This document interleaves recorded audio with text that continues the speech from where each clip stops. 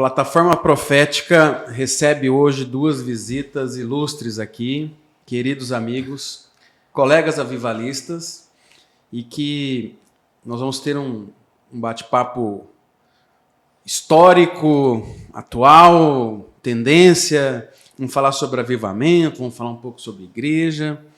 Eu quero dar as boas-vindas para o meu amigo Jarbas e para o meu amigo Emanuel. Sejam bem-vindos. Aí a sua saudação para o nosso público, Jarbas. Boa tarde, Fábio. Boa tarde, doutor Manuel. Um prazer estar aqui, falar sobre as coisas de Deus, aquilo que Deus tem feito na terra e poder glorificar a Deus por tudo aquilo que está sendo derramado no Brasil e no mundo, né? O avivamento é uma constante. Se a gente entender o que Deus quer fazer, com certeza mais pessoas vão entender isso. Amém. Emanuel é daqui de Florianópolis, é pertinho. O Jarbas veio de Brasília, mas o Emanuel é nosso vizinho aqui. É isso aí. Chega mais pertinho, Emanuel. Boa tarde, gente. Bom estar com vocês. Falar de avivamento, falar de Jesus, para mim é sempre uma alegria. É um prazer estar com esses colegas avivalistas. Amém, que joia.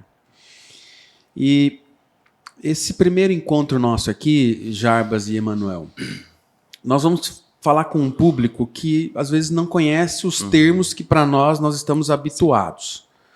Muito menos entender esse movimento qual nós nos apresentamos como avivalistas, como pessoas que se movem a partir do Espírito Santo. E nós três fazemos parte da mesma escola, que é a BSSM.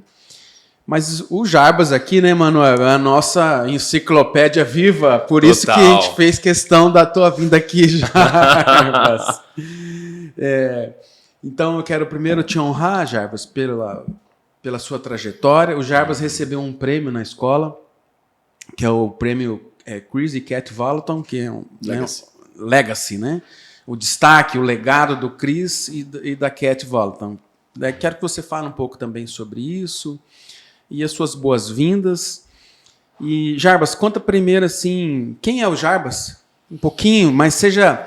Né, não vai contar toda a história, né? De quando você entrou na mata para tirar as tábuas para fazer a arca. Não precisa essa parte, Jarbas. Já vem aqui, assim, da nossa geração. Meu nome é Jarbas Aragão, sou filho de Deus desde 1993.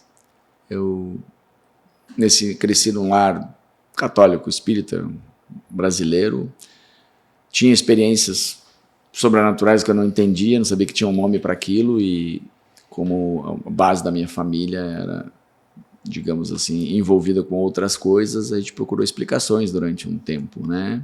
E não encontramos. Eu só fui realmente entender como é que funcionava isso de sobrenatural lendo a palavra de Deus. Então eu me converti, eu fui o primeiro evangélico de toda a minha família. Em 93, em 94 eu fui batizado, em 95 eu fui para Jocum. Eu morava nos Estados Unidos na época. Tive muitas experiências com Deus, né, fazendo missões. Voltei ao Brasil em 98, fui para o seminário teológico, me formei, fiz bacharel em teologia, depois eu fiz mestrado em teologia, depois eu fiz especialização em tradução da Bíblia. Então, meu sonho era ser missionário em um país onde Jesus não fosse conhecido, não fosse anunciado, e eu me preparei durante 7 anos para isso. Tive algumas experiências, não consegui ficar, a gente foi para a África, em Guiné-Bissau, e tínhamos um projeto em parceria com a missão americana, mas às vezes as coisas não são exatamente como a gente quer, e aprovei a Deus que a gente voltasse para o Brasil. Pastoreei 2 igrejas, fiquei 20 anos na Convenção Batista, e também por causa de outras experiências a gente entendeu que não era mais o nosso lugar, e a gente então tem servido a Deus de outras maneiras, né? Eu sou jornalista, articulista, tradutor, 32 livros traduzidos do inglês para o português, livros teológicos, e tenho feito um trabalho de tradução com vários pastores e ministérios que vêm ao Brasil, que me conhecem. A gente tem tido algumas experiências. Estamos aqui em Santa Catarina fazendo aí um trabalho. Tivemos em 86 igrejas durante 11 dias, pregando a palavra do Senhor e trazendo um pouco daquilo que Deus tem para esse tempo. Que joia. O Jarbas, o que é um articulista? Porque eu escutei o articulista, me destacou o Né? articulista. O que é um articulista? Escreve artigos, né? Eu fui responsável por Gospel Prime, que foi um dos principais sites evangélicos do Brasil durante 7 anos. Hoje eu tenho uma coluna no Guia-me, que é um site bastante conhecido também. Eu já contribuí com a rede CBN americana, né? Christian Broadcasting Network. Já colaborei com o jornal Times of Israel, de Israel. Tenho escrito sobre o que Deus tem feito no Brasil e no mundo, tanto artigos próprios quanto tradução ou adaptação de material que vem de fora. O que Deus tem feito no Brasil e no mundo? Agora eu vou fazer uma pergunta. Você está fazendo o BSSM e dentro da escola, Emanuel, tem um livro chamado Momentos Decisivos. Né, um livro organizado pelo Bill Johnson, e tem mais uma pesquisadora, que eu não me lembro o nome dela agora, e que ele vem extraindo figuras que, ao olhar de Bill Johnson, são figuras relevantes para o avivamento. E eu quero hoje passar, Emanuel, essa honra para você, Jarbas, de você continuar a história do Bill Johnson.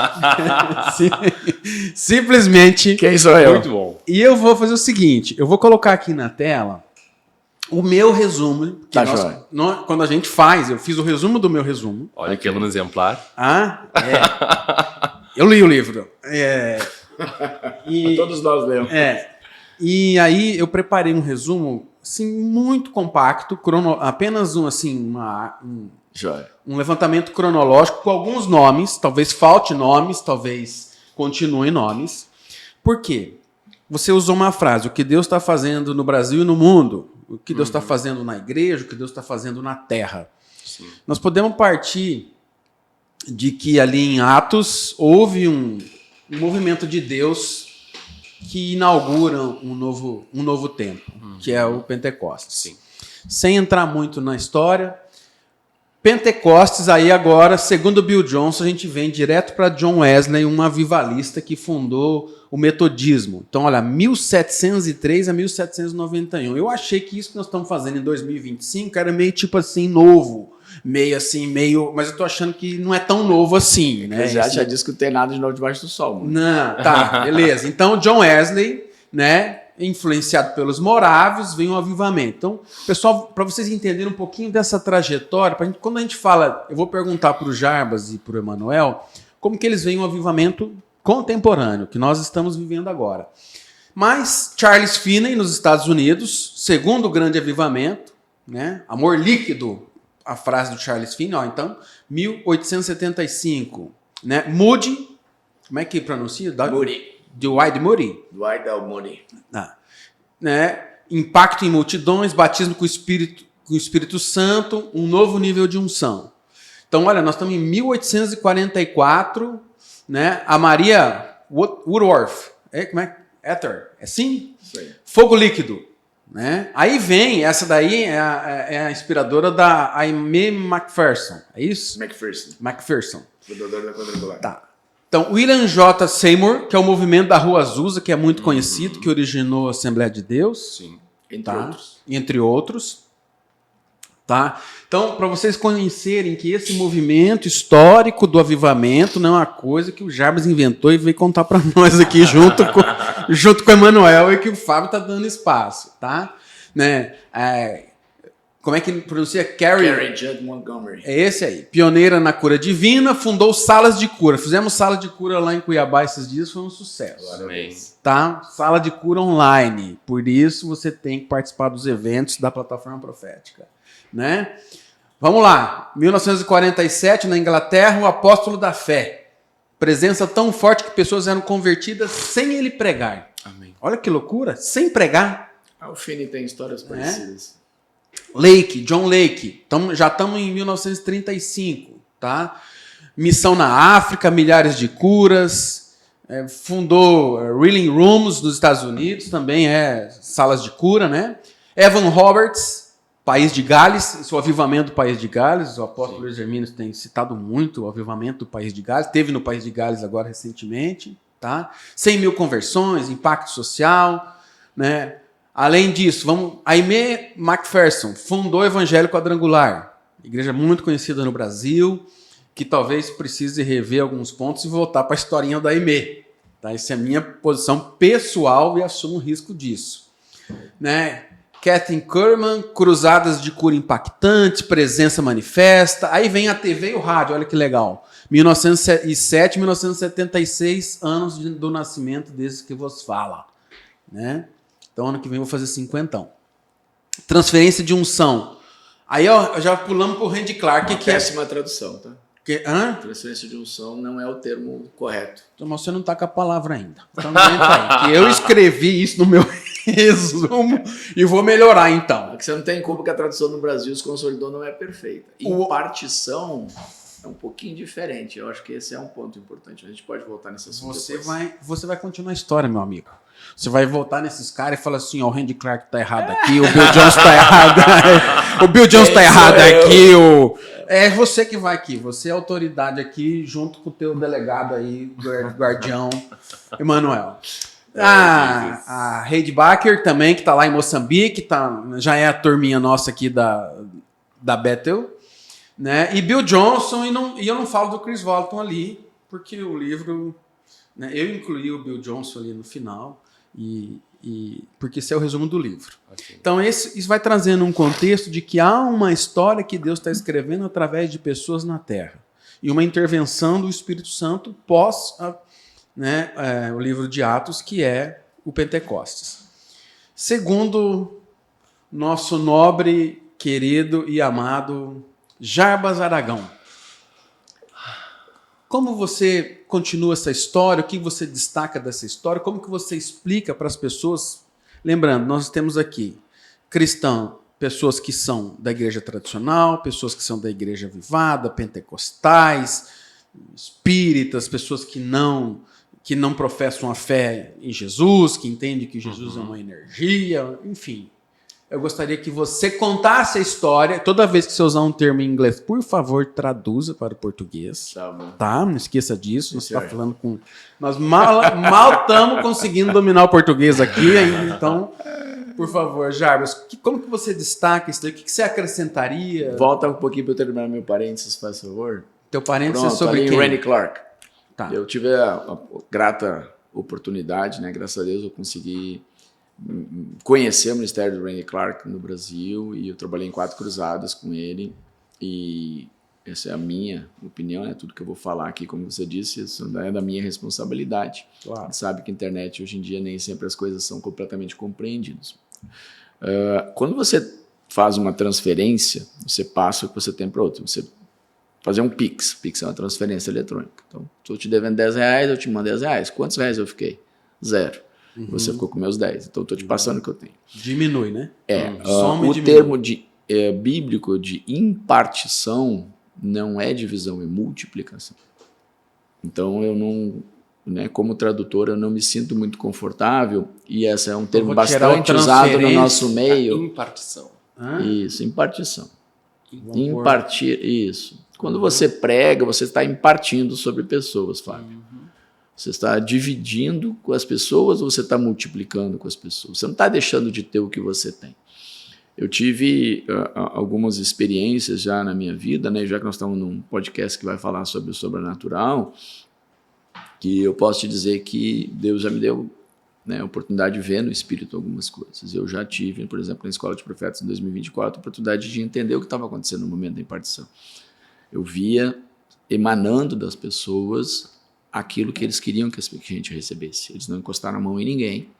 Você estava lá, você deve lembrar, eles subiram no palco e falaram: a gente sentiu de Deus que a gente não vai, então nós vamos orar. Se você quiser receber, põe a mãozinha na posição de receber e receba. E o Manuel estava lá, eu estava meio bebaço no Espírito Santo, e Deus abriu minha visão e eu vi algumas coisas naqueles momentos. E eu posso, né, te dizer que, da minha experiência, eu não concordo com a ideia de transferência, porque eu acredito que a gente está multiplicando. E quando eu vi aquelas pessoas ministrando, era como se a unção deles... Você viu quando você joga pedrinha na água, que ela faz aquelas ondinhas? Né? Existe um termo aí para isso, chama-se ripple effect, né? Que é eu não saberia a tradução perfeita nisso, mas o efeito é que quando você joga a pedrinha, faz aquela ondinha que ela vai se multiplicando. Então ela está concentrada aqui, a energia ela vai se dissipando até que ela acaba. Eu entendo a unção e Deus me deu a percepção de que quando você está impartindo, quando você está repassando para as pessoas, você está mantendo acesa uma chama, como uma vela que passa o fogo para outra vela. E quando você põe ali na tela, né, Smith Wigglesworth, por exemplo, eu já tive pessoas que oraram sobre a minha vida que sabem exatamente de onde veio a tradição. O Wigglesworth orou por um discípulo, e esse discípulo por outro discípulo, esse discípulo por outro discípulo, e esse discípulo por um apóstolo brasileiro que orou por mim. Essa onda então, vem essa onda concentra e vai espalhando. Então, ela não diminui, né? Os movimentos avivalistas são esses. Por que eu estou insistindo nesse ponto? Talvez não vai fazer sentido no primeiro momento. Porque hoje a tocha está contigo, meu irmão. Hoje a tocha está com o Emanuel, hoje a tocha está comigo, hoje a tocha está com quem está nos assistindo. Todos nós que entendemos o que Deus quer fazer na terra, tem uma tocha, tem uma chama. E a nossa responsabilidade é impartir essa chama, repassar para outros, multiplicar o que Deus te deu. Por quê? Porque tem sido assim desde o início. Jesus tinha dentro, né, de si o Espírito Santo e ele impartiu o Espírito Santo, ele derramou o Espírito Santo, ele entregou para a igreja. Então você pega, por exemplo, lá Lucas 9, você tem Jesus multiplicando o que ele tinha em 12. Ele fala, olha, eu tenho poder para curar, poder para expulsar demônio, então agora vocês vão lá e vocês fazem. Aí você continua lendo a Bíblia, em Lucas 10 ele chama 72, ou algumas traduções vão dizer 70, mas aí é um outro momento. Ele vai lá e ele multiplica, então de 1 para 12, para 72, a Bíblia fala de 500, a Bíblia fala de multidões. Então, estava concentrado em Jesus, eu vou insistir nessa imagem, e vai espalhando por toda a terra. E como é que ela vai espalhando? De homens para homens, de pessoas para pessoas. Então, eu entendo que a gente só vai conseguir entender de fato o que Deus quer fazer na terra se eu entender que a responsabilidade não é do pastor X ou Y ou Z, ela é minha e ela é sua. E a gente está numa escola onde nós estamos recebendo de pessoas que receberam essa tocha, como uma corrida de revezamento. Então, o avivamento que nós contamos, você tem pontos assim, né? Aconteceu, parou. Então, eu gosto muito, né? Alguns estudiosos fazem essa, não é uma ilustração minha, mas eu amo muito essa ilustração. Você já viu, Fábio, quando você está andando na rua e você sente aquele pinguinho de chuva? E você diz assim, cara, vai chover. Sim. Aí você dá 2 passos, aí você 2 pingos na perna e um na cabeça. Diz assim, cara, tá apertando. E aí aquela chuva vai apertando e um pouquinho derrama. Né? A Bíblia fala de uma chuva que cairia, e ela é comparada com o derramamento do Espírito Santo. Amém. Então, os avivamentos, eu vejo, eles eram mais espaçados historicamente, porque eram os primeiros pingos de chuva. E depois eles foram concentrando, e nós estamos entrando numa era, eu creio assim, e tem dezenas, centenas de palavras de pessoas sobre isso. O Randy Clark, agora na Voz dos Profetas dos Estados Unidos, coisa de um mês atrás, 20 dias atrás, recebeu uma palavra nos Estados Unidos sobre o ministério dele no Brasil, e se estabeleceu que dentro de pouquíssimo tempo, no caso 2 anos, nós viríamos um derramar de Deus no Brasil. Então eu acho que é importante a igreja estar atenta para isso. Né? Você tem uma chuva que é temporã, mas você tem uma chuva que é serôdia. E a chuva serôdia, ela faz o quê? Ela prepara o campo para a colheita. Quem já morou no campo, a gente já morou na roça, sim, chove, aquela grama do dia para a noite, sobe. E eu creio que hoje é um tempo de que Deus está derramando o Espírito Santo para uma grande colheita, que, dependendo da sua escatologia, é a última colheita, é o grande avivamento. Você pega o Lou Engle, está fazendo o Descend, todo esse movimento, agora em 25 vai ter, 26, perdão, vai ter de novo no Brasil, porque eles entendem que essa é a hora. Você tem alguns apóstolos aqui no Brasil que estão falando de visão que Deus deu, que a igreja brasileira colheria milhões. Tem gente que fala em 1 bilhão de almas, o Luiz Hermino sabe disso, o Judá Bertelli e outros grandes homens de Deus, eles têm falado sobre isso. É um tempo de colheita. Agora, Jesus dizia lá para os apóstolos, cara, cadê os trabalhadores? Onde é que está aqueles que vão levar para adiante? Então, para a gente não fugir do termo do avivamento, eu preciso que a gente parta desse pressuposto. Porque se eu começou entender... em Jesus, veio na sequência, A historinha vai contando esses primeiros pingos e agora a chuva está apertando. Eu acredito que sim. Tem, entre um e outro aí tem outros casos. O que nos diferencia, por exemplo, né, dos americanos é que nós somos uma tradição oral. Então muita coisa acaba se perdendo. O pessoal, né, do hemisfério norte gosta de escrever. Então existem registros históricos mais acurados disso. Mas eu estive na África, por exemplo, e eu vi coisas que não se fala no Brasil, ou se fala muito pouco no Brasil, de homens e mulheres que Deus tem usado, né? Então, o que eu quero dizer com isso? Eu acredito que, para a gente contar a história do avivamento, eu preciso partir desse entendimento. Está acontecendo. Se eu vou ou não vou fazer parte disso, é uma opção minha. Muito bom. Aí muita gente vai dizer, talvez eu não sabia que isso está acontecendo. Bom, a história mostra que a chuva está apertando. Eu tenho máximo respeito por todos esses aí, né? E por muitos outros que não estão ali. Então, só ali da tua lista eu conheci pessoalmente, tive a oportunidade de estar trabalhando um pouco mais de perto com o Randy Clark e com o Bill Johnson. O Bill nem tanto, mas estive em Reading, né? Eu conheci ele aqui no Brasil quando eu estava fazendo a tradução no VOA.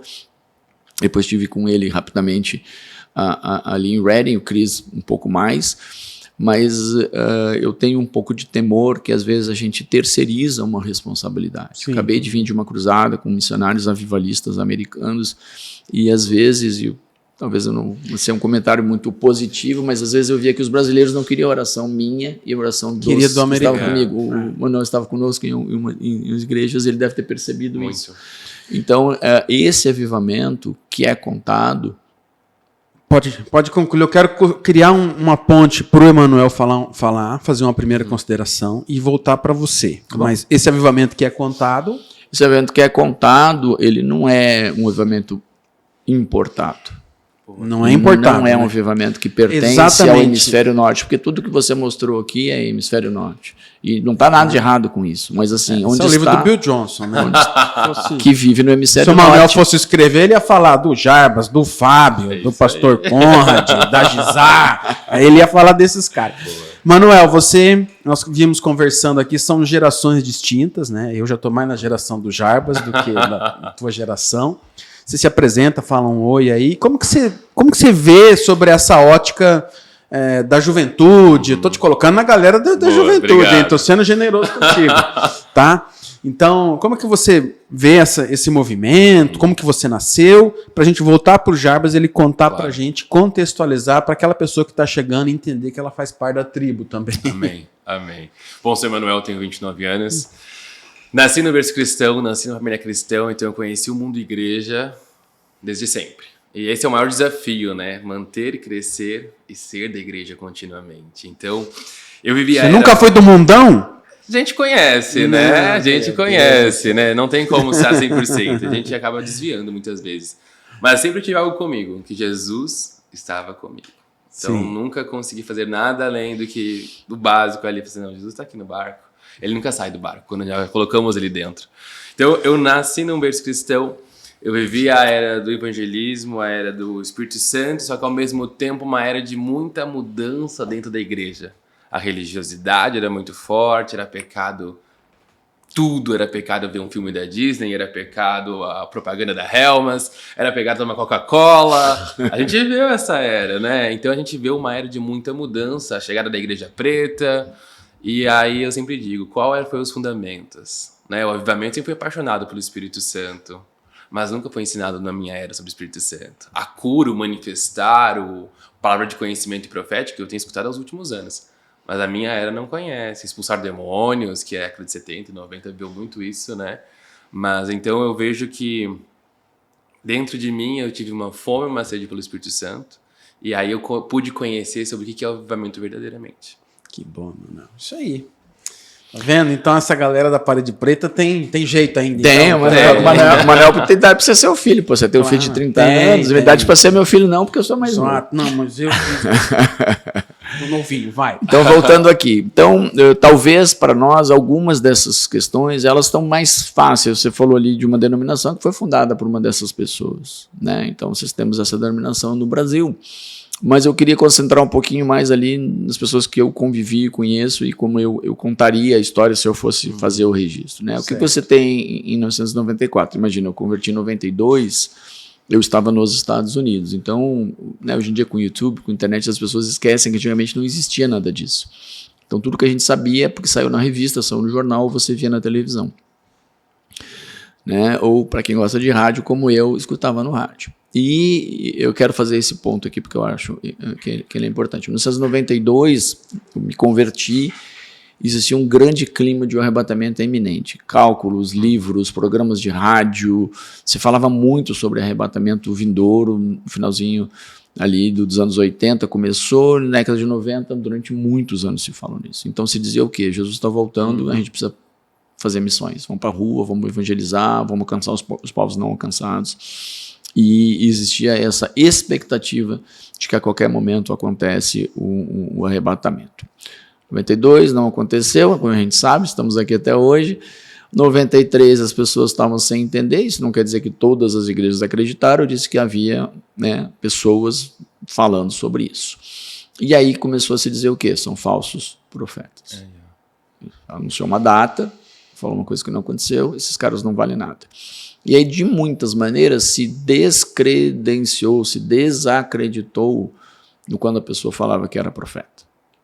E logo em seguida, Deus às vezes tem um senso de humor e falou, então... Isso não é o cessacionismo, né? Não, isso é o argumento que as igrejas que agora não creem... recente. Estou falando de 92, 93, né? As igrejas que não acreditam... Porque na própria reforma, o profético e o apostólico não ficou tão contemplado. Daí a gente tem que voltar umas 3 páginas. Sim, mas pensando nisso, dos 5 ministérios, não foi priorizado esses 2. Não. Ainda vem em 1992, o cara fala que o arrebatamento vai acontecer e pronto, falso profeta. Vários, na verdade, não foi só um. Mas por que isso é importante? Então você vem do momento onde as pessoas tentam desacreditar o profético. Aí Deus fala assim, então beleza, eu vou pegar lá no Canadá e eu vou começar uma coisa diferente em Toronto. Toronto, a igreja do aeroporto de Toronto, né, a Vineyard.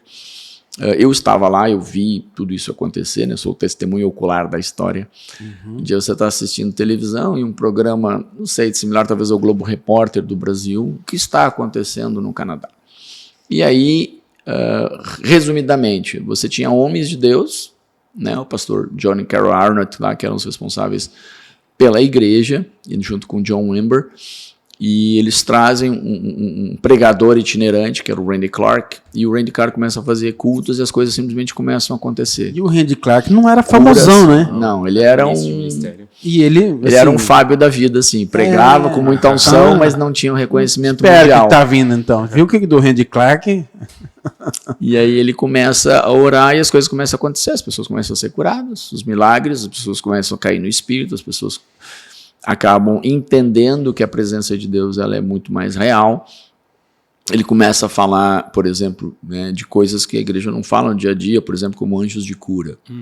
Né, tem todo um debate sobre isso, que eu acho que não teria que fazer um podcast só para a gente falar de anjo, daí é uma outra conversa. Né, mas você vê o que acontece ali na vida do Randy Clark e aí estoura, começa a ser notícia na televisão, começa a ser notícia no jornal. Né, um movimento de avivamento. Aí ele ganhou o apelido Toronto Blessing, uma bênção de Toronto, que eu pego o gancho no que eu falei lá do efeito, né, da pedrinha que faz as ondas. No Brasil a gente chama de efeito cascata, uma coisa vai sendo construída em cima da outra. Você começa a ter brasileiros que vão em Toronto ver o que está acontecendo, você começa a ter ingleses que vão, alemães, pessoas da África, pessoas da Argentina, você tem muita gente indo lá para ver o que está acontecendo. Não por coincidência, nessa época, quando começou a ter uma reestruturação em 89, ali, 90, então nós estamos falando de um intervalo de 5 anos, existia na Inglaterra, não existia não, ainda existe, né? O seminário Fuller, em Pasadena, na Califórnia, tinha uma pessoa chamada Peter Wagner, ou Peter Wagner, como se fala no Brasil, e ele começa a registrar o seguinte, olha, eu leio o livro de Atos e eu não posso tirar o sobrenatural de Atos. Então a igreja bíblica é uma igreja sobrenatural. 1/3 das coisas que acontecem em Atos são questões sobrenaturais, né? Pessoas que estão fazendo aquilo que Jesus mandou eles fazer, com a autoridade que Jesus lhe deu. Eles convivem com anjos e não se apavoram. É normal e comum, né? A história ela famosa, talvez mais famosa do texto bíblico, é quando o Pedro é liberto por um anjo da cadeia, e ele chega na porta, bate e a serva diz assim, olha, Estou achando que é o Pedro. Não, gente, é o anjo dele. Imagina você estar numa igreja onde você conhece não só o seu anjo, quanto o anjo dos outros. Pode parecer engraçado para nós, né? Hoje, mas é bíblico. Amém. Você tem Paulo sendo consolado por um anjo lá quando tem o navio prestes a afundar, em Atos 27, se não me engano, é isso? 27. Então, você tem o sobrenatural, você tem a cura, você tem o milagre, você tem os sinais, você tem as maravilhas, que é o quê? Os sinais acompanharão os que crerem, é a promessa. Amém. Vocês vão receber o Espírito Santo, e com o Espírito Santo vai acontecer um monte de coisa. Entre essas coisas, vão orar em línguas, é um sinal. Os sinais das maravilhas, vocês vão expulsar demônios, vocês vão curar enfermos, está tudo lá. Mateus 28, né, em Marcos 16, a grande comissão.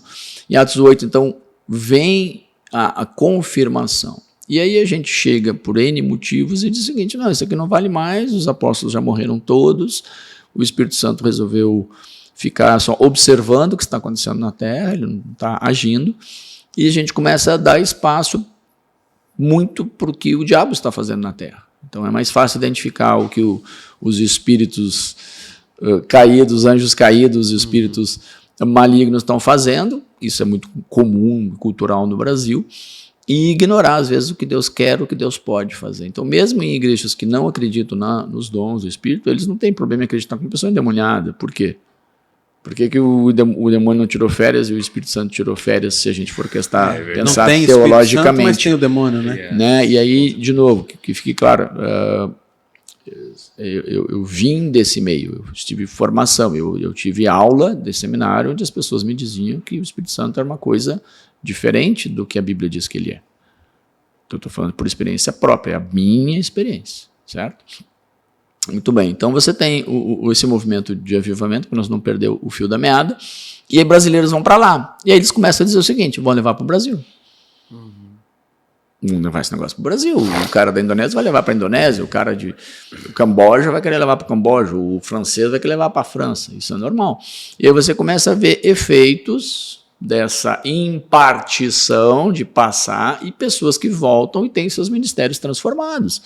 Estive na igreja do Paulo Mazzoni, ali, igreja Batista Central de Belo Horizonte, né, e ele conta isso. Ele era uma pessoa antes, ele voltou uma pessoa diferente, e a igreja dele vive as consequências dessa unção compartilhada, dessa unção transmitida. Sim.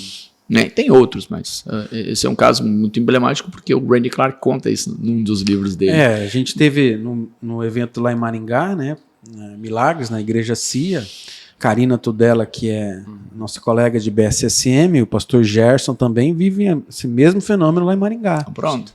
Então tem dezenas, talvez centenas de brasileiros que trouxeram esse fogo, esse entendimento. Existe, né? Desculpa interromper, mas existe esse impacto até hoje. Eu estive na Catch the Fire em Toronto ano passado, e mesmo esses anos todos, são 25 anos após, existe um impacto de 90 para cá, lá na igreja ainda.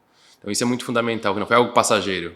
Todos que pegaram da porção multiplicaram, e aqueles que vivem sentem o impacto até hoje.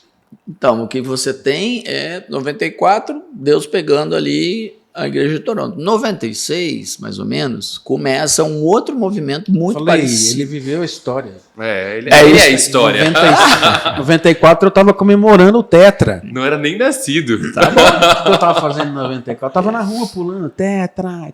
96 você tem Brownsville, né? A Assembleia de Deus de Brownsville, em Pensacola, na Flórida. E aí tem o Craig Hill, se não me engano, era o nome do avivalista.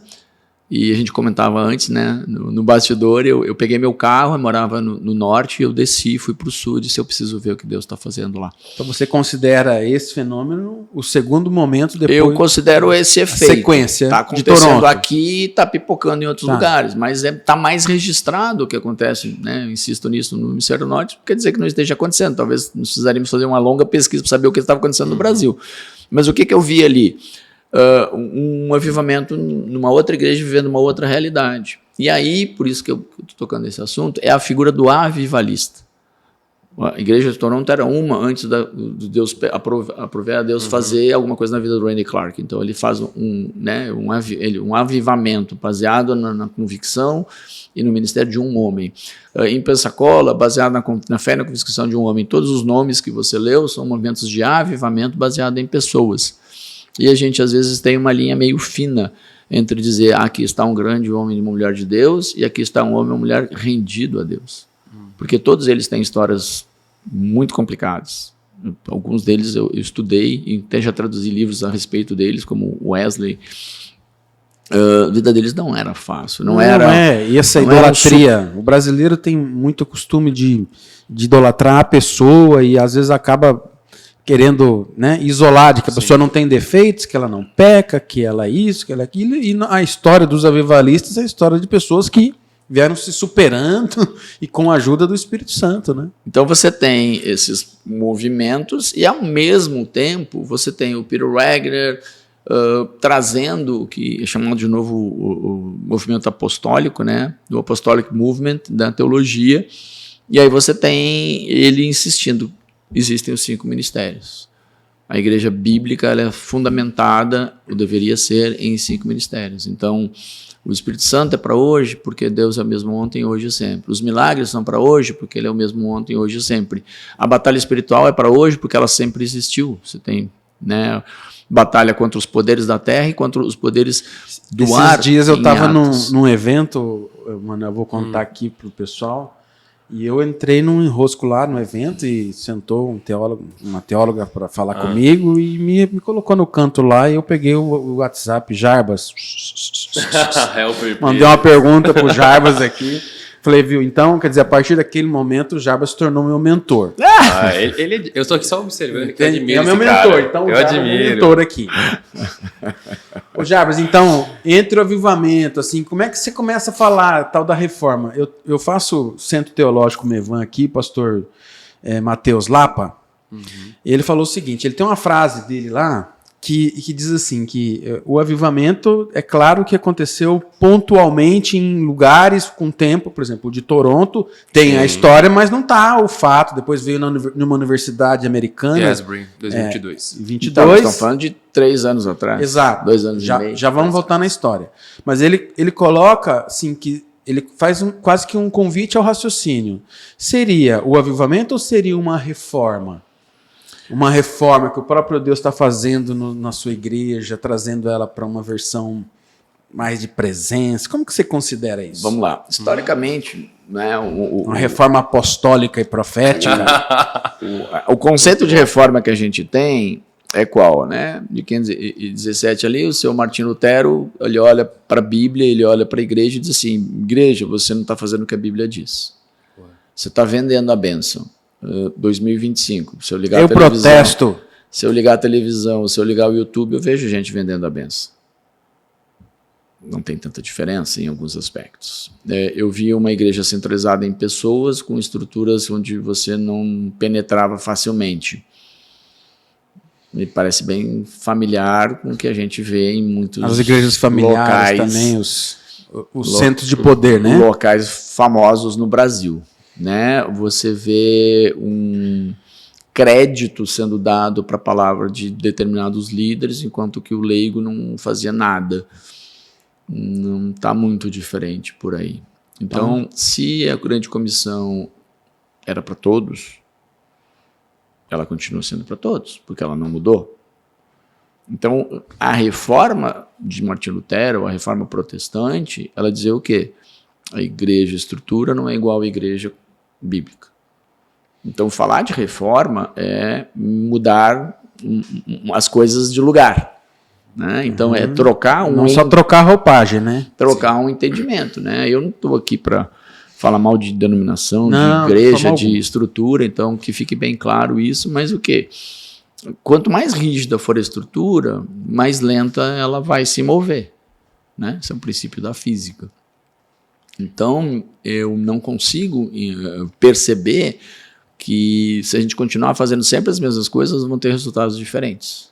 A tentativa, né, nossa, como reformadores, é dizer o seguinte, não está bom, dá para melhorar. Você é um reformador, Jarbas? Eu acredito que se eu olho para a Bíblia e eu olho para a igreja, eu vejo que a igreja bíblica não é a igreja da estrutura que nós a conhecemos, eu não tenho uma outra opção que não ser um reformador ou pelo menos defender essa reforma. Então tem muito reformador que não sabe que é reformador, né? Com certeza. Muita gente está se movendo. Na minha visão, Jarbas, o que acontece é que essa reforma é uma reforma de dentro para fora. Ela não é uma reforma teológica. Ela é teológica porque tudo passa a ser teológico, né? Mas ela não é uma reforma embasada num concílio, num tratado, é um movimento do Espírito na Terra. Esse é o avivamento. É de dentro para fora. De dentro para fora. As pessoas pensam que é o barulho, mas não. É o... Eu falo do profético doméstico, o profético do lar, o profético profissional, o profético na profissão, né? Essa fragmentação do homem, né? A fragmentação corpo, alma, espírito, a dicotomia sagrado e profano. Então esse conjunto dá a impressão que são vários homens, né?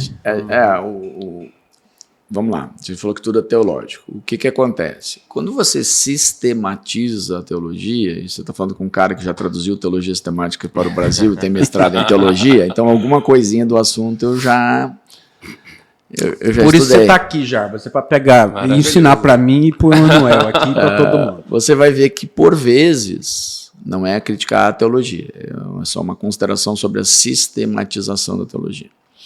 Por vezes eu pego um tema e eu digo, bom, vamos estudar tudo que há para ser estudado sobre as parábolas. Então eu sistematizo as parábolas e tento encaixar o que elas me revelam sobre Deus. Então, quando eu falo sobre teologia, né, o estudo de Deus, quem é Deus Pai, Deus Filho e Deus Espírito Santo, você tem algumas estruturas pré-determinadas e mudar. Então, Deus era onipresente, onisciente e onipotente no Velho Testamento, Deus onisciente, onipresente e onisciente no Novo Testamento, então não muda. Mas algumas estruturas elas foram modificadas, elas não são iguais. A revelação de Deus ela não é sempre igual. Muitos acreditam que ela é progressiva. Deus deu conhecimento de um pouco quem ele era, depois deu um pouco mais, até que ele se revelou plenamente em Cristo Jesus. E nos deu o Espírito Santo, que é plenamente Deus. Então a revelação... Todas as coisas vão convergir em Jesus. Então a revelação divina, ela não é preocupada numa sistematização. A Bíblia não é um livro de teologia, a Bíblia é um livro de história dos homens com Deus. E aprove ao Senhor preservar esse livro, que nós entendemos ser inspirados pelo Espírito Santo, para nos mostrar o quê? Os caras pisavam na bola, a gente também pisa, ainda assim Deus usa. Né? O próprio Tiago vai dizer lá, né, olha, Elias era um homem sujeito às mesmas paixões que nós, temos paixões, temos, né, algumas questões, corremos o risco de errar o alvo.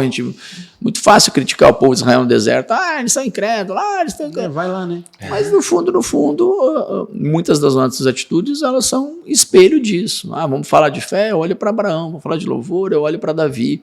Então eu tenho personagens, eu tenho pessoas, Deus usa pessoas. Para fazer o gancho com o nosso assunto, no avivamento Deus usa pessoas, porque ele sempre trabalhou desta maneira. Desde Adão, Deus vem trabalhando usando pessoas. Então, como ele falou, o avivamento não é um evento. Vamos fazer um evento de avivamento. Eu entendo que muitas vezes é um nome, a nomenclatura, a gente precisa disso e está tudo bem, mas o movimento do avivamento, em inglês você tem duas palavras, né? Você fica me zoando, mas eu aprendi assim, eu estudei assim. Então você tem o revival e awakening. O que é awakening? Despertamento. O que é revival? Né? É avivamento. O que é despertar? É quem está dormindo.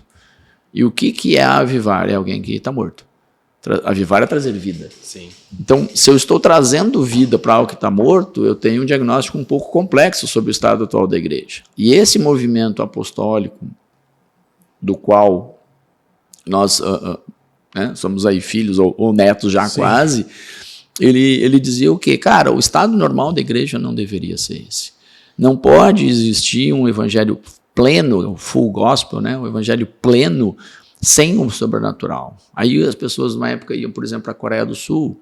Por quê? Porque estava acontecendo lá e não estava acontecendo aqui. Então não é só nos Estados Unidos. Né? O povo tem, né, da presença, né? Muita. Não é só nos Estados Unidos. Vamos fazer aqui mais uma ponte para o Emanuel, para daí voltar para você contar a história recente. Boa. Estou tentando. Tá, então vamos lá. Emanuel, como que você veio parar nesse ambiente do avivamento? Conta um pouquinho bem rápido, Claro. Que daí eu quero que o Jarbas conte para nós a história contemporânea dessas últimas ondas aí que a gente está vivendo, na própria Bethel. Fale um pouquinho. Bom, se eu fosse me definir, eu falo que sou um peregrino da Era Moderna. Peregrino da Era Moderna. O que achou, Jarbas? Tá vendo? Sempre fui apaixonado pelo Espírito Santo. Então, fui conhecendo o fogo do Espírito através de conferências do Dunamis e tal. Mas o que eu vivi em Esbro em 2022, que foi o movimento da faculdade, eu entendi que a chama do Senhor dentro de mim me levando a um lugar que é um avivamento. Que eu acho que estava vivendo o contínuo desde lá. Então, quando Deus me levou para os Estados Unidos... E dá uma barulhada na cabeça, né? Não dá? Porque eu fui sem saber ser inglês. Eu não falo, o Senhor só mandou, você precisa estar lá. Então, o que eu vivi lá foi um avivamento de dentro para fora. O aceitar andar com Deus de uma forma genuína e estar ouvindo coisas que eu vivi, orar por pessoas e despertar aquilo que o Senhor estava despertando em mim.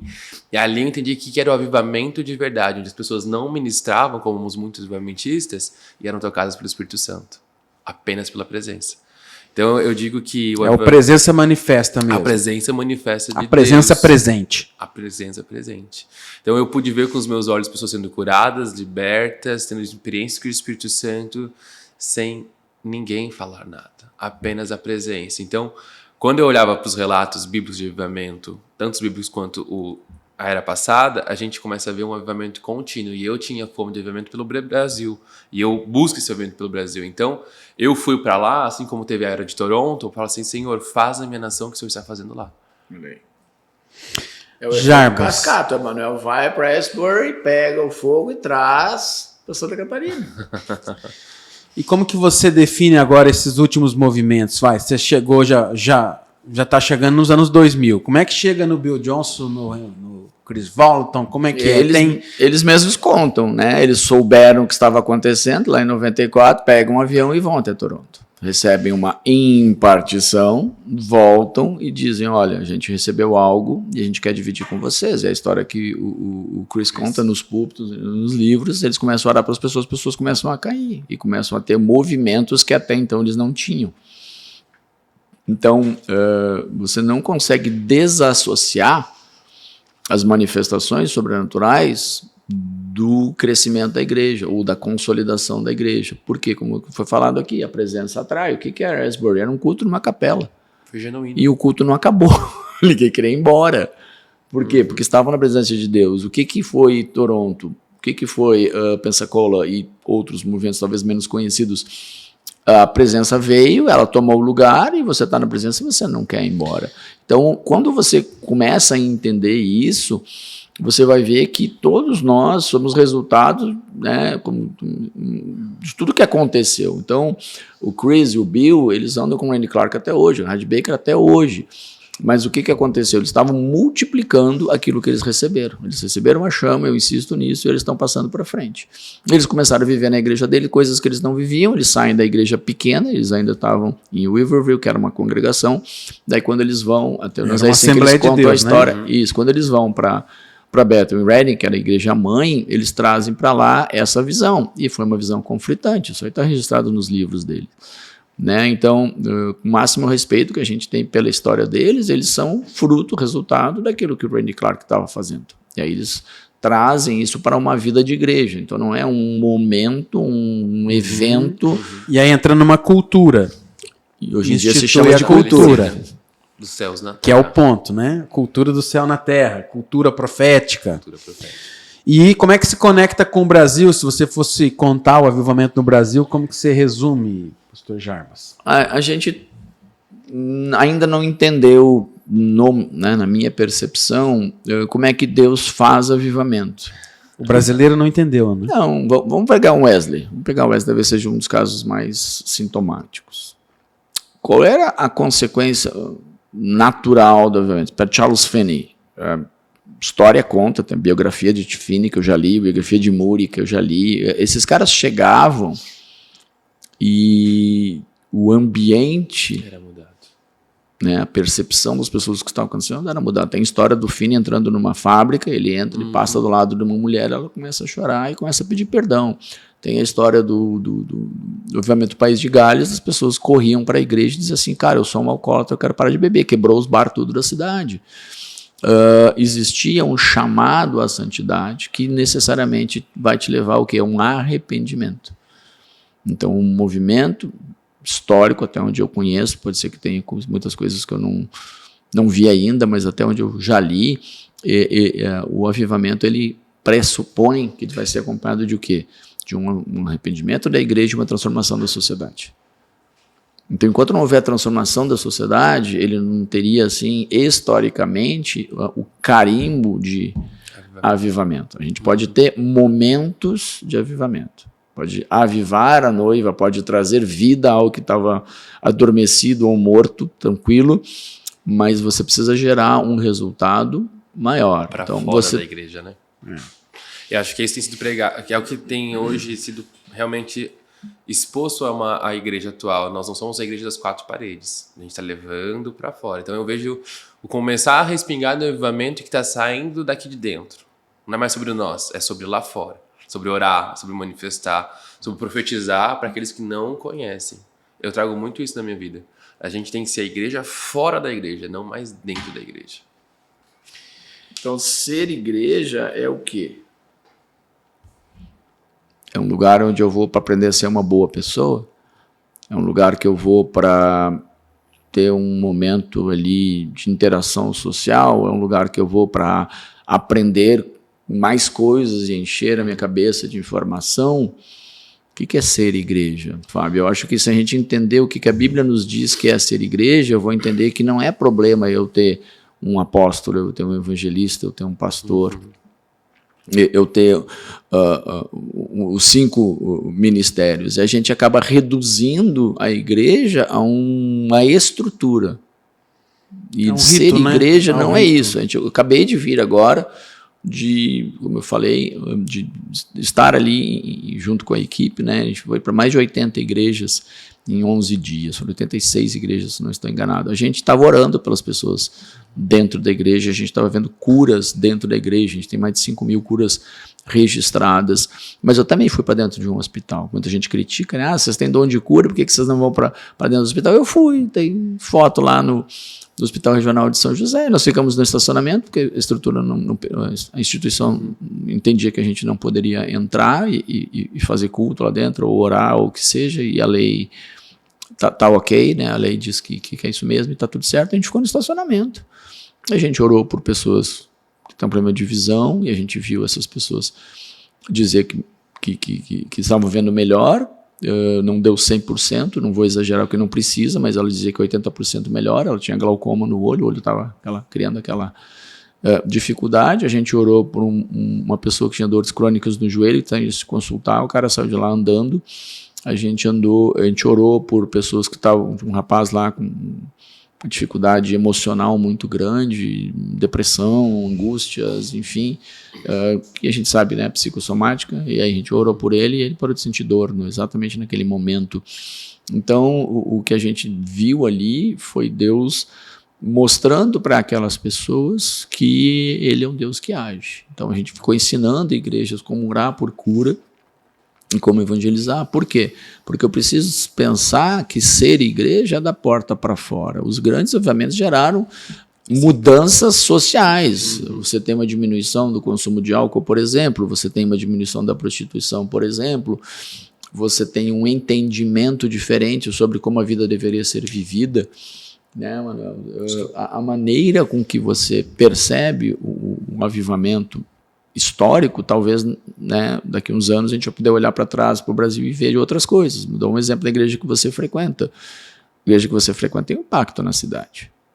Sim, você tira usuários de drogas das ruas e você ama eles e restaura e devolve. Você tem um trabalho para alimentar moradores de rua. Você tem, não sei como é que está hoje, mas tinha um trabalho com prostitutas, acredito que não deve ter mudado.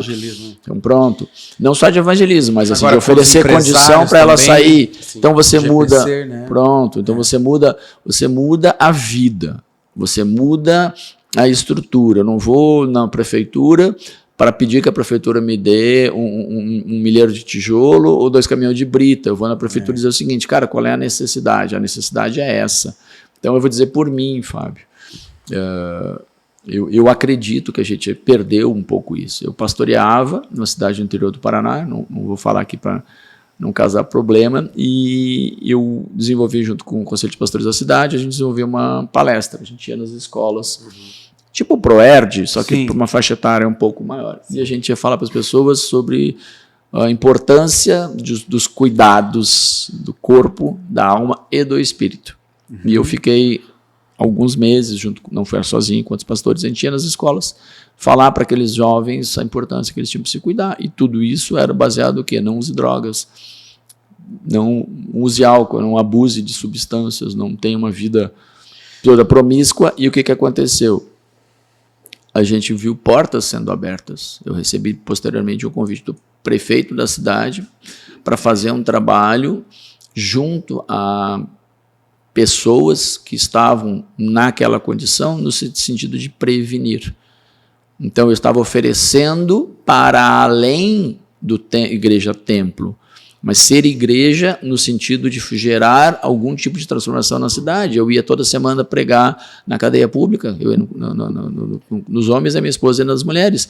Então, eu estive em contato com centenas, milhares de pastores fazem no Brasil inteiro. Eu não estou falando sobre mim, eu estou falando o seguinte: a gente entendia que dava para mudar através da pregação do Evangelho. Nós temos igrejas sendo abertas no Brasil todos os dias. Nós temos igrejas no Brasil que têm alguns milhares de membros. Tem igreja maior que alguns municípios do Brasil. Se cada cristão entender o seu papel, nós vamos ter um avivamento que vai durar muito tempo. Amém. Eu vejo assim que das frentes de trabalho do avivalista, né, do meu trabalho, do seu trabalho, é realmente esse avivamento daquele que está na igreja.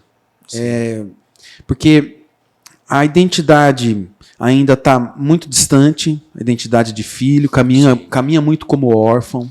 O Brasil, uma nação órfão, não entende a presença manifesta de Deus, entende a presença lá no culto, lá no pastor, mas não nele, não na casa. Sim. Ele vive de balão de oxigênio, de culto em culto.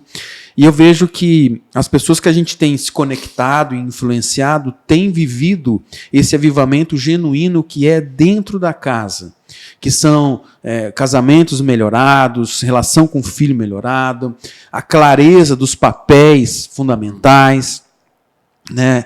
Efésios 2:6 lá, que nos colocou assentados com Cristo nas regiões celestiais, que Deus nos colocou e que a partir da presença de Deus é possível conduzir a sua vida, a sua família, a sua profissão, a sua casa, e que isso é puramente o avivamento, e por isso que os presentes que Deus nos deu, os dons que Ele nos deu através do Espírito, que o Espírito desenvolve em nós, e o dom profético é um deles, é todo esse conjunto profético, isso tem trazido vida, a tal da vida em abundância que Jesus falou.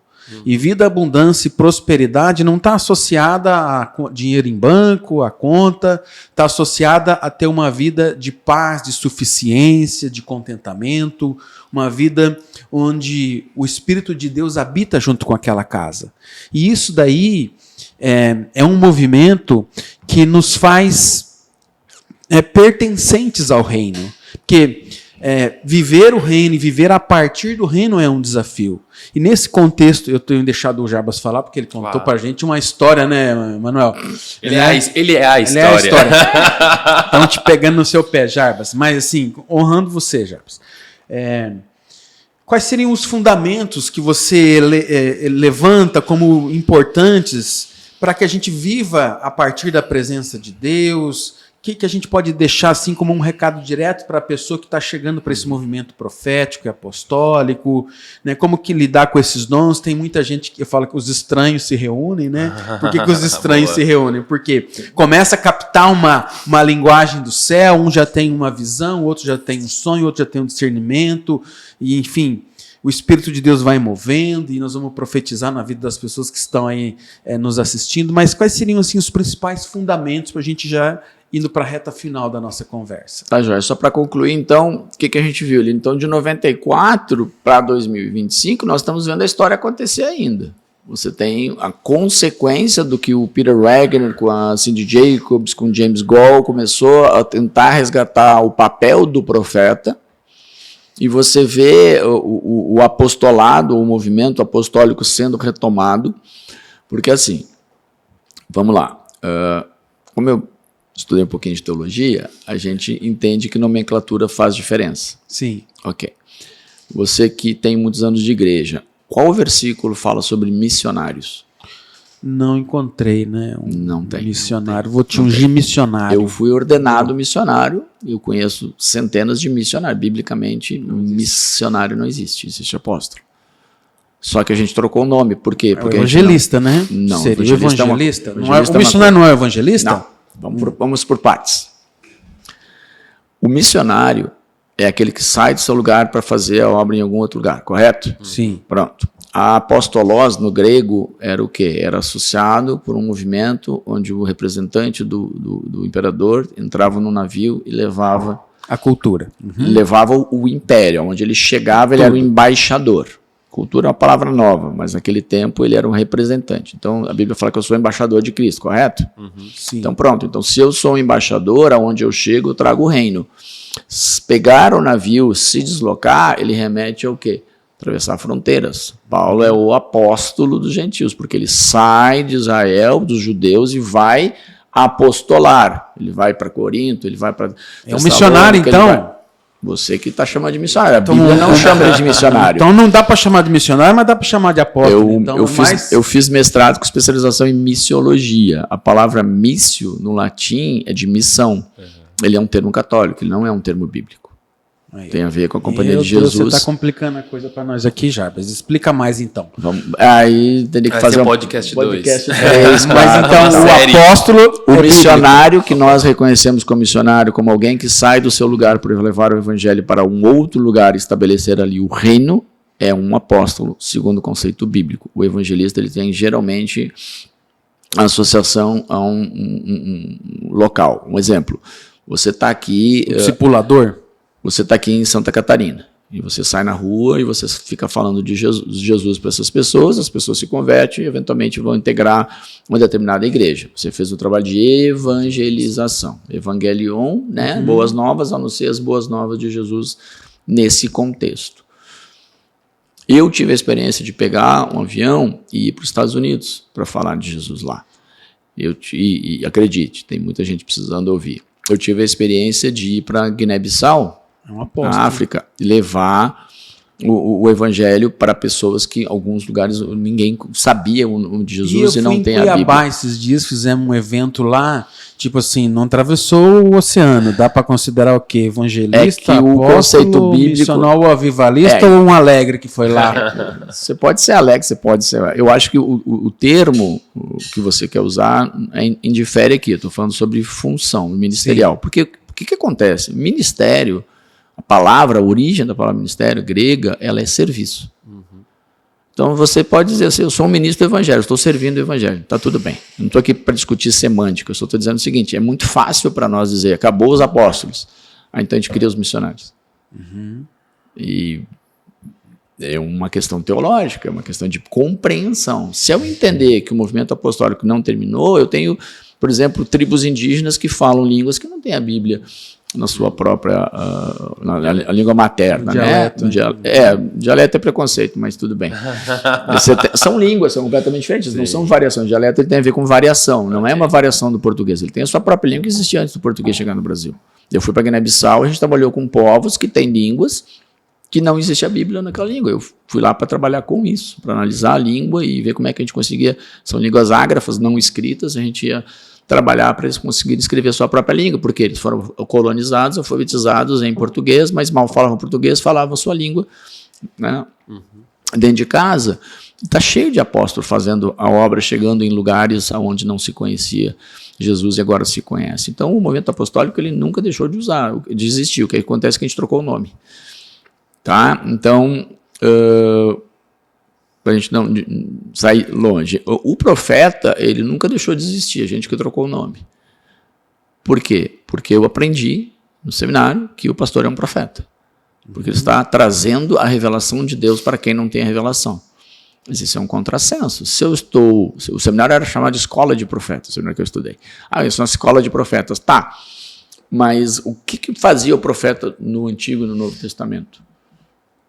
Eles não liam o Torá e a Bíblia e ficavam, né, as Escrituras, e ficavam só repetindo ela para o povo. Eles traziam algo novo. Então, eu não estou dizendo que quando você profetiza, as suas palavras têm o mesmo peso da Bíblia. Eu não estou dizendo isso. Eu não estou dizendo que você pode trazer novas revelações ao que está escrito na Bíblia, não. Mas é o que a gente aprende e é o que eu creio. Né? A Bíblia é o meu teto ou a Bíblia é o meu piso? Se a Bíblia é o meu teto, eu nunca vou conseguir passar dela. Eita. Só que Jesus disse o quê? Que nós faríamos coisas... Obras maiores. É o Jarbas que está falando isso, não é Manuel que está falando isso. Faríamos coisas maiores. Então, se Jesus me diz que as coisas maiores vão acontecer, ele não fecha a porta para que as coisas maiores aconteçam. Faz sentido, Fábio? Faz. Se não estivesse fazendo, você me avisa. Não faz, então, o que eu quero dizer? Quando você fala de um movimento apostólico e profético, você está resgatando conceitos bíblicos e tentando estabelecer o que você, né, chama de cultura, outras pessoas chamam de cultura, mas que, na verdade, é o resgate de um princípio e um fundamento bíblico. Original. Então, qual é o fundamento do movimento apostólico? É a Bíblia. E se a Bíblia diz que o sobrenatural existe, o sobrenatural existe. Paulo, quando escreve aos Coríntios, diz o seguinte: ao demais, irmãos, sobre as coisas espirituais, não desejo que sejam ignorantes. Em Coríntios 12, aí você vai dizer assim, não, mas ali é dons espirituais. Pega no grego, a gente pode abrir aqui, não tem palavra dons. Paulo diz, eu quero que vocês, não quero que vocês sejam ignorantes às coisas espirituais. No versículo seguinte ele diz o quê? Porque vocês estavam presos com a adoração de ídolos mudos. Então, no paralelismo bíblico, quando a Bíblia vai fazendo o argumento, por que ele compararia dons, uma coisa abstrata, com ídolos mudos, coisas concretas, estátuas que tinha na cidade? Porque cada um... Não faz sentido. Não faz sentido. Então, eu comparo coisas espirituais com coisas espirituais. A Bíblia fala o quê? Que por trás de cada ídolo tem... Tem um espírito. Né? Estou errado? Manuel, me ajuda aí. Então, se por trás de cada ídolo tem um espírito, então quando ele fala que não quer que eu seja ignorante sobre as coisas espirituais, ele não está restringindo as coisas espirituais ou as espiritualidades, ou melhor dizendo, os espíritos, as coisas do espírito humano aqui, tá? O ser humano tem espírito. Não tem nada a ver com reduzir o papel do Espírito Santo, que fique claro. Então ele está dizendo o seguinte, eu não quero que vocês sejam ignorantes. Mas eu te confesso, eu fui pastor denominacional por muitos anos. Sabe o que eu descobri, Fábio?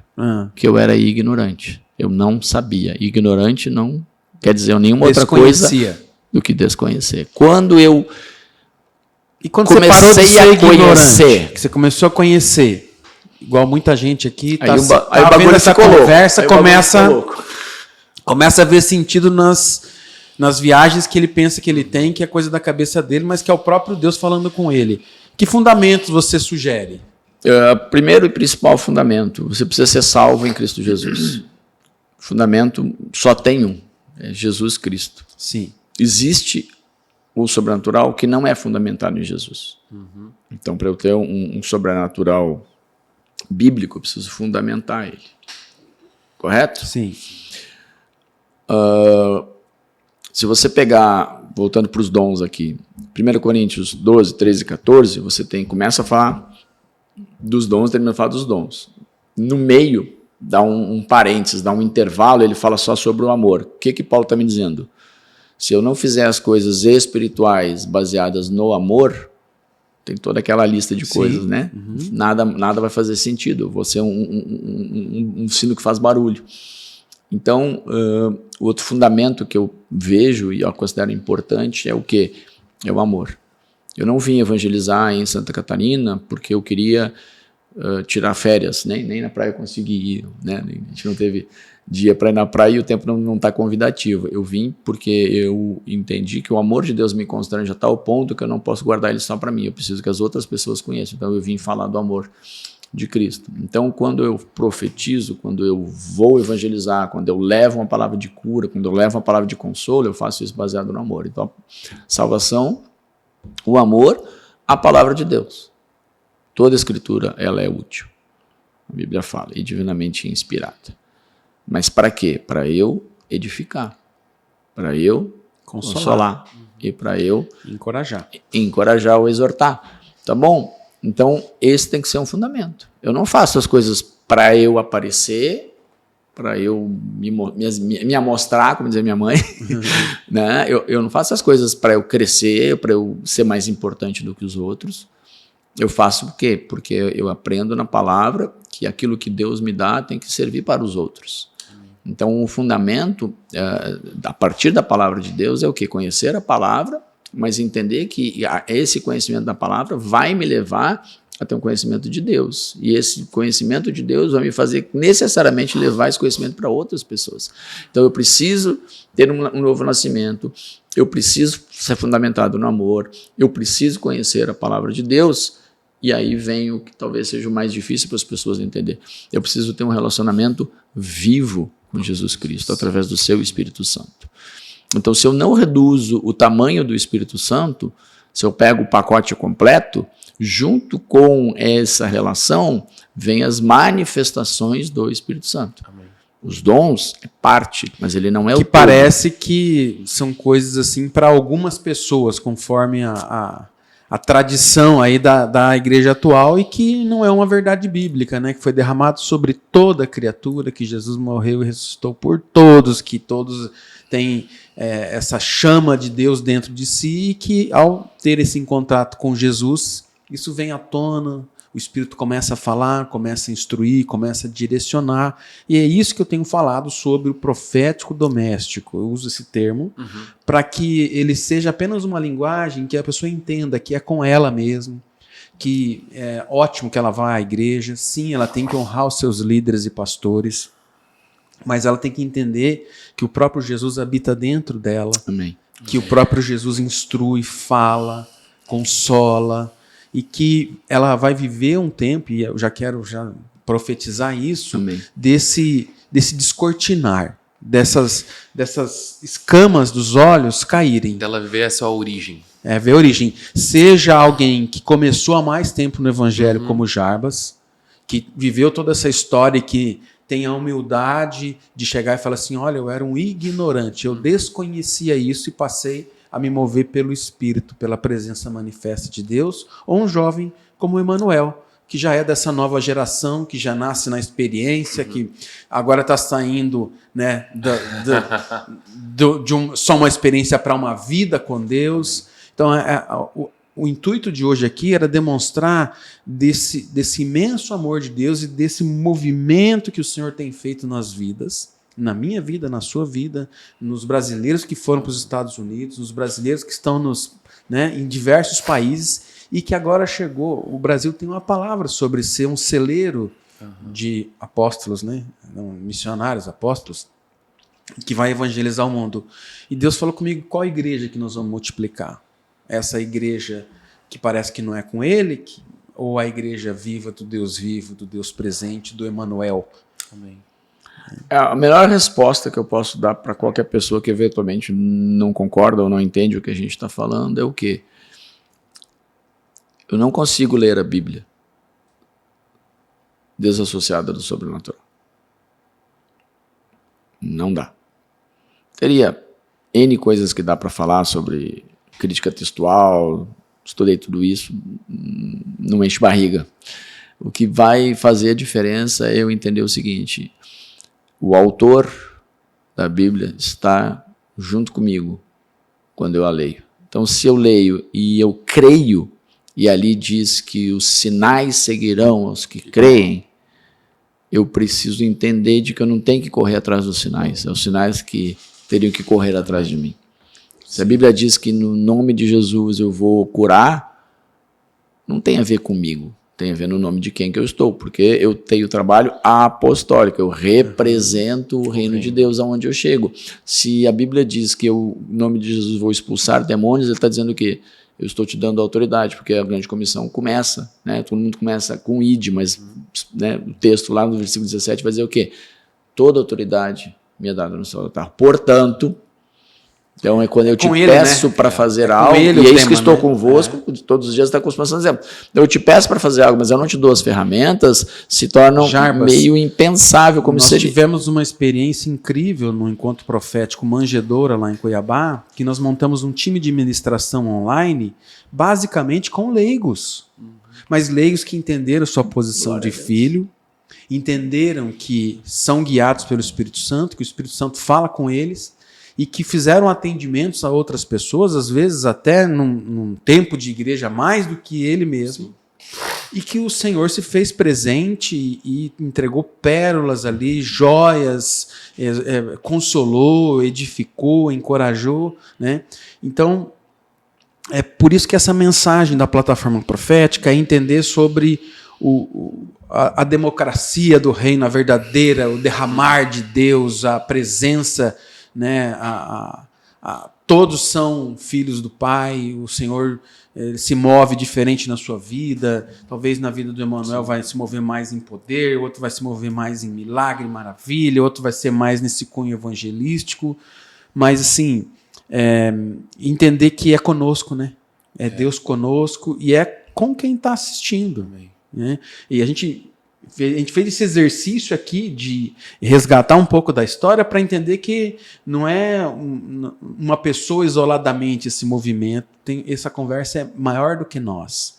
É uma conversa de reino. E eu quero que a gente termine da mesma maneira com que a gente começou, Fábio. A gente entendendo toda a história, né? Muito legal a maneira com que você fez ali. Ela mostra o quê?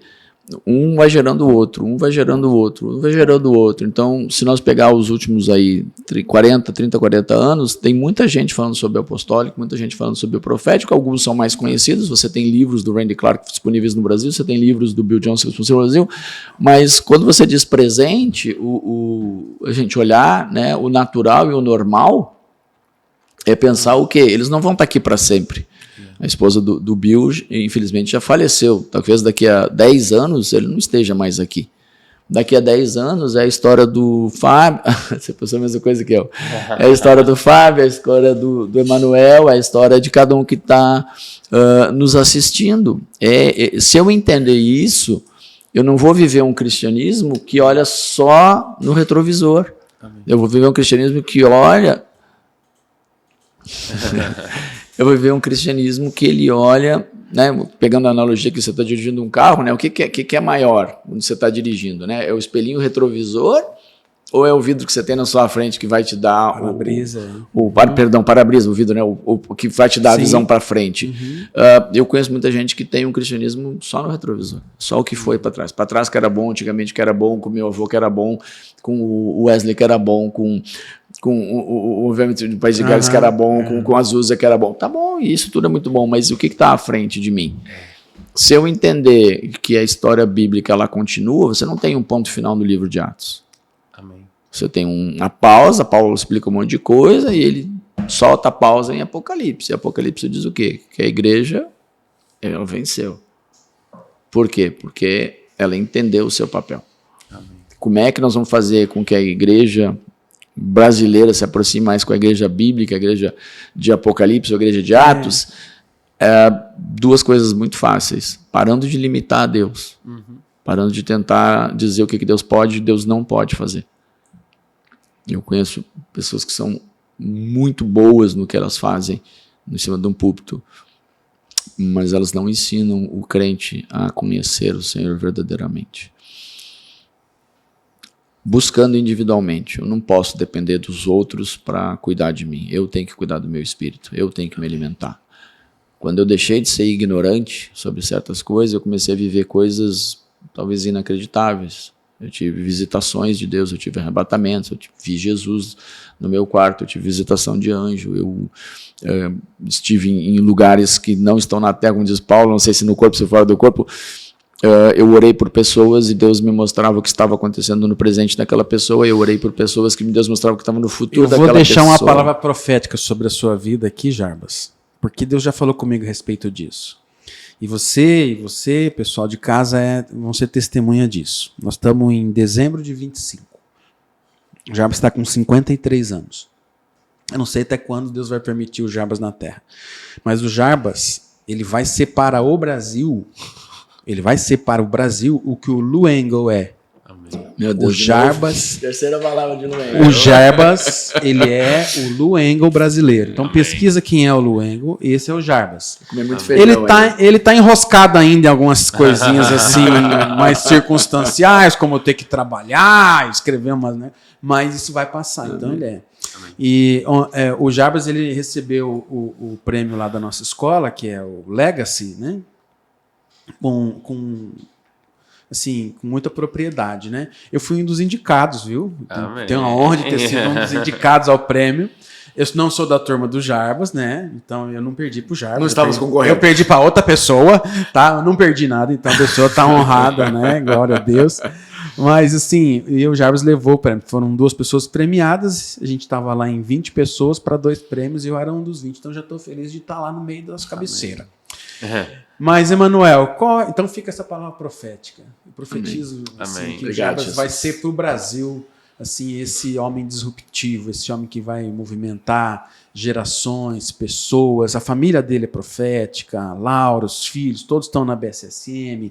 É uma casa de oração. Amém. Por isso que é uma honra ter você aqui. Esse que é a nossa primeira gravação de podcast. Esse conteúdo ele vai ser editado, vai ser organizado e ele vai ficar registrado aí na história da plataforma profética, que é uma plataforma que nasceu para levar essa cultura, para promover essa cultura profética. Deus me deu ela em 2022, numa escola de profetas. Escreve um projeto aí, eu escrevi uma plataforma profética, ela veio desenvolvendo e vão nesse fluxo do Espírito. Emanuel, qual é a sua oração, qual é a sua palavra, quais são as suas considerações finais?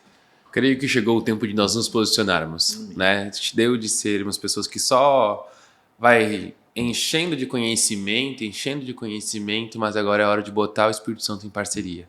Espírito Santo, aonde nós vamos? O que nós vamos fazer em conjunto? Como o Jarbas falou, não limitar a Deus.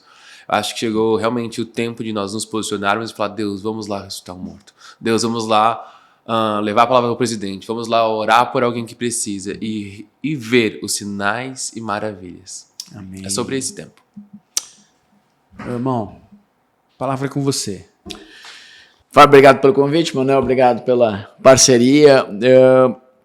Talvez a única coisa que a gente pode fazer diante de toda essa história que nos precedeu é entender que não é uma exclusividade do Fábio, do Jarbas ou do Emanuel. O que nós temos hoje é um sim para aquilo que Deus quer fazer na nossa vida. E o que eu queria deixar para quem está nos assistindo é, às vezes a gente recebe conteúdo na internet, Instagram, YouTube, a gente diz, olha que legal esta palavra, olha que legal o que esta pessoa viveu, olha que bacana esse testemunho.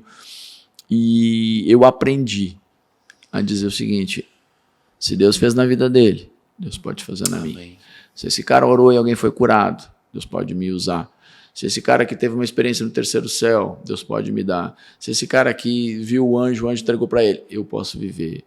Se esse cara aqui orou na vida de uma pessoa e liberou uma palavra que mudou um destino, eu quero ser essa pessoa. Sabe, não é um ambiente de transferir, é de multiplicar. Amém. Então, o meu desafio, meu convite é que você, na sua casa, no seu trabalho, no seu carro, onde você estiver, diz assim, Deus, o que esses caras estão vivendo que eu também posso viver? Amém. O que o Pedro e João viveram que eu também posso viver? Amém. O que essas pessoas, os heróis bíblicos, os heróis da história viveram que eu posso viver? Eu não acho que necessariamente todo mundo vai ser igual. Como você falou, alguns são mais proféticos, outros são mais apostólicos, outros são mais pastorais, outros são mais evangelísticos, outros são mais do ensino, são mestres, mas ali não tem bancário. Tem ninguém que foi chamado para ficar sentado no banco assistindo o que Deus está fazendo. Então é talvez a coisa mais importante que a gente pode falar aqui, que foi a mensagem que mudou na minha vida. Eu muitas vezes preguei coisas que eu havia aprendido, eu repeti. Mas um dia eu disse, Deus, eu não quero mais repetir, eu quero gerar revelação. Então me dá a revelação para que eu possa trazer a revelação. De novo, não é uma revelação que contrasta, nem que contraria a bíblica, mas o que é revelar, né? Em Apocalipse, a palavra, né? Apocalipse, em inglês é revelation, é o que? É tirar o véu, é descobrir. Então, ser um reformador, ser um avivalista, é alguém que traz, né, a descoberta do que Deus tem para hoje. Esta é a minha palavra final. Muito bom. Muito obrigado você que assistiu. E fica o convite para você estar conosco sempre acompanhando as nossas redes sociais. a nossa comunidade, compreender o que é a visão da plataforma profética e viver esse tempo, continuar escrevendo a história aí sob a direção de Deus. Deus te abençoe.